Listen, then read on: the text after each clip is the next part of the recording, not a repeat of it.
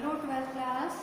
जैसा कि हम पढ़ रहे हैं, क्या पढ़ रहे हैं हम? भारत में आर्थिक वातावरण, है ना। तो उसके अंतर्गत जो हमने शुरू में आर्थिक समस्या आई थी, तो उससे उबरने के लिए हमारे देश में कौन सी तकनीकी सरकार ने लागू की।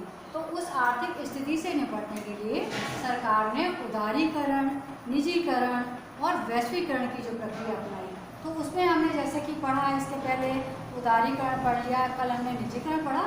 आज हम देख लेते हैं कि वैश्वीकरण क्या होता है। तो ज़्यादातर वैश्वीकरण की प्रक्रिया किसमें लागू होती है?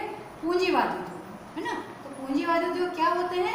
जो स्वयं मालिक होते हैं, सरकार को उनका नियंत्रण नहीं होता है, अधिक से अधिक वो पूंजी खर्च करते हैं और उच्च क्वालिटी की वस्तुओं का निर्माण करते हैं। तो वैश्वीकरण से तात्पर्य ये है कि संपूर्ण जो विश्व, वो उनको मतलब संपूर्ण विश्व एक बाजार के रूप में, उसमें अलग अलग जो है वो भारत देश ये सब नहीं है, संपूर्ण विश्व को एक बाजार की दृष्टि से देखा गया। तो वैश्वीकरण का आशय पूरे विश्व को एक सत्ता के रूप में मानने से, मतलब ग्लोबलाइजेशन, मतलब पूरे जो चीज़ें हैं हमारे यहाँ की जो उत्पादित जो चीज़ें हैं वो विदेशों में ही मिलेंगी। विदेशी के में जो वहाँ की जो उत्पादित चीज़ें हैं, उत्पादन वहाँ पे होता है जिस चीज़ का, वो हमको यहाँ मिलेगी। पहले ऐसा होता था कि हम लोग बाहर से चीज़ें लाते थे तो बोलते थे ये इम्पोर्टेड बोलते थे ना, लेकिन अब ऐसा नहीं।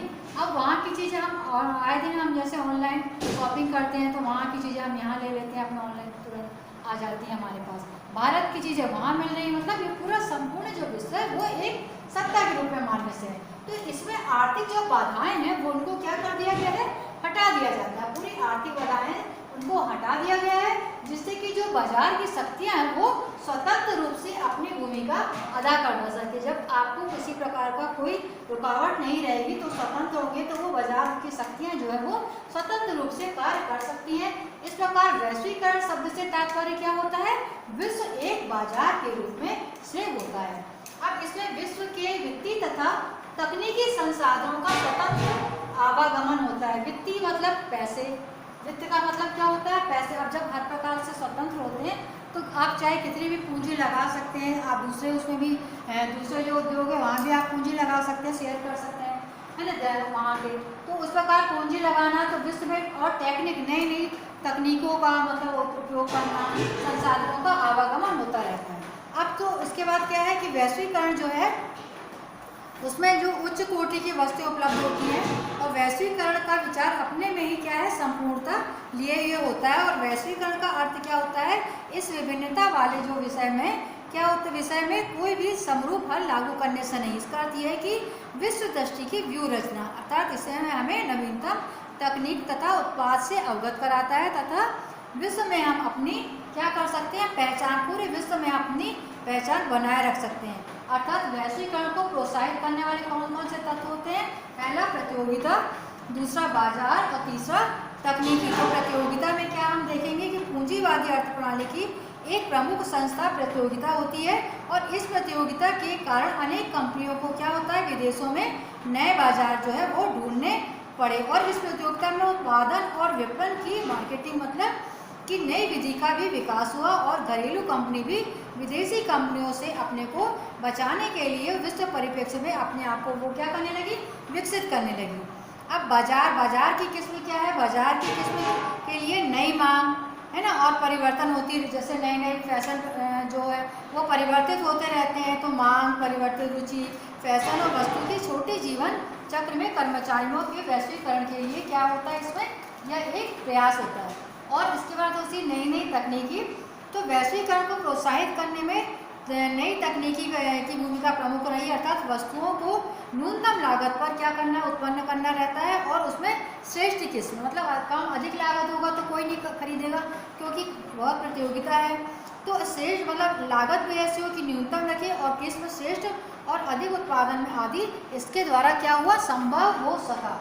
तो हम फिर से एक देख लेते हैं इसका वैश्वीकरण को प्रोत्साहित करने वाले तत्व कौन कौन से? सबसे पहले प्रतियोगिता, क्योंकि प्रतियोगिता मार्केट में, अब जब वैश्वीकरण मतलब पूरा विश्व एक बाजार है, तो हर जगह से जो नई नई हर जगह से है, हर जो वो है देश, वहाँ से उन चीज़ों का वहाँ पे वो बिकेंगी। तो निश्चित है कि वहाँ जब हर देश से वो सामान आएगा तो उसमें प्रतियोगिता तो होगी, मतलब कंपटीशन बढ़ जाएगा कि कौन किसका जो सामान है वो श्रेष्ठ है। तो जो श्रेष्ठ होगा वही जो माल है वो पूरे विश्व में बिकेगा। तो इस प्रकार प्रतियोगिता का विकास हुआ है, और मार्केटिंग मतलब जो नई नई चीज़ों किस तरह से मार्केटिंग करना, उसका ऐड देना, है ना, उसकी टेक्निक का भी विकास हुआ, जिस प्रकार के नेट के माध्यम से अलग अलग जो साइट है उसमें उसका ऐड देना, है ना, मार्केटिंग करना, बेचने के लिए विज्ञापन निकालना। और बाजार क्या हो गए, पूर्णतः क्या हो गया, पूरा स्वतंत्र बाजार हो गया है ना। अब आप अपनी सी चीज़ों को, अच्छे से अच्छी चीज़ों को वहाँ पे लाइए और बेचिए। इससे जो छोटे उद्योग है वो भी प्रभावित हुए हैं और वो भी चाहते हैं कि हम इस अपने सामान को मतलब पूरे उसमें एक विश्व में एक बेच सकते हैं बाजार में। और टेक्निक में इससे नई नई टेक्निक का, अब चूँकि अब आपका जो सामान है वो विश्व स्तर पर बिकता है, तो उसके लिए आप हमेशा एक ही तकनीकी का प्रयोग नहीं कर सकते।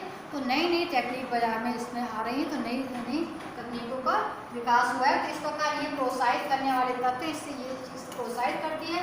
वैश्वीकरण को प्रोत्साहित करने वाले तत्व कौन कौन से होते हैं, प्रतियोगिता, बाजार और तकनीकी। तो एक बार में वैश्वीकरण क्या होता है फिर से देख लेते हैं। तो वैश्वीकरण क्या होता है, वैश्वीकरण का आशय क्या होता है, पूरे विश्व को एक सत्ता के रूप में मानने से होता है और इसमें सभी आर्थिक बाधाओं को हटा दिया जाता है और जिससे कि बाजार की शक्तियाँ क्या होती है, स्वतंत्र रूप से कार्य कर सकती हैं और अपनी भूमिका अदा कर सके।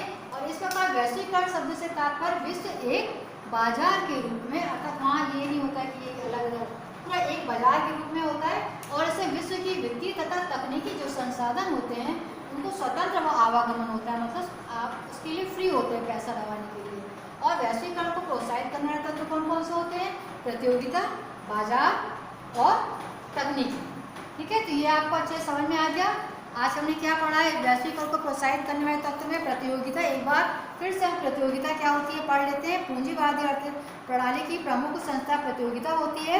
इस प्रतियोगिता के कारण अनेक कंपनियों को विदेशों में नए बाजार ढूंढने पड़े हैं और इन प्रतियोगिता में उत्पादन और विपणन की नई विधि का विकास हुआ है और एक घरेलू कंपनी में विदेशी कंपनियों में अपने को बचाने के लिए विश्व परिप्रेक्ष्य के लिए अपने को क्या करती है, विकसित करने में लगी हुई है।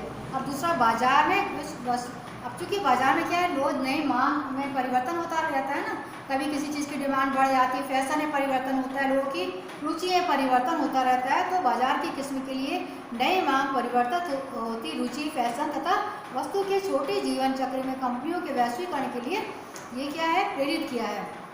अब तकनीकी, तो वैश्वीकरण को प्रोत्साहित करने में तकनीकी की भी प्रमुख भूमिका रही है और वस्तुओं को न्यूनतम लागत पर उत्पन्न करना कि लागत कम आए, क्योंकि वो ताकि सभी कई चीज़ें एक ही प्रकार की तो लोग ले सकें उसको, और श्रेष्ठ किस्म का उत्पादन आदि इसके द्वारा संभव हो सका है। तो ये आज हमने पढ़ लिया वैश्वीकरण क्या होता है। अब हम कल पढ़ेंगे वैश्वीकरण के घटक। ठीक है, आज हमने 3 कारण जो पढ़ लिए, सरकार द्वारा जो लागू किए गए आर्थिक स्थिति से उभरने के लिए, उदारीकरण, निजीकरण और ये वैश्वीकरण, संपूर्ण एक वैश्वीकरण मतलब संपूर्ण बाजार एक सत्ता के रूप में स्थापित। आज ये हमने पढ़ लिया। अब हम कल पढ़ेंगे वैश्वीकरण के प्रमुख घटक। तो ये कॉपी में आप लोग नोट करते जाइए, क्योंकि ये वैश्वीकरण, उदारीकरण, निजीकरण में से तो एक चीज़ एग्जाम में पूछी ही जाती है। तो राहुल कॉपी लेते जाइए, आप लोग लिखते जाइए अपनी कॉपी में और अपना काम कंप्लीट रखिए। आज के लिए इतना ही, कल हम पढ़ेंगे वैश्वीकरण के प्रमुख घटक।